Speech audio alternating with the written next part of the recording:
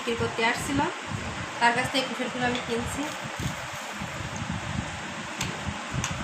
খুবই অল্প দাম দিয়ে 30 টাকা এক একটা কুসুরের দাম পড়ছে। আমি বা কুসুরগুলো রসটা সুন্দর করে ছেঁকে নেব। একটা ছাকনা নিয়েছি, আর আমি 2 গ্লাস বানাবো।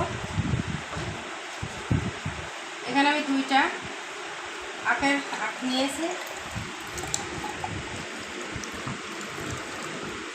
খুব সুন্দর।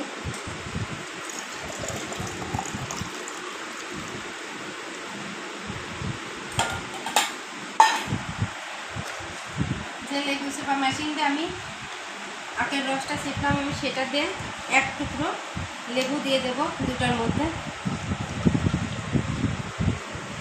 বেশি দেব না, বেশি দিলে বেশি টক হয়ে যাবে। আমি অল্প পরিমাণ লেবুর রস দিলাম।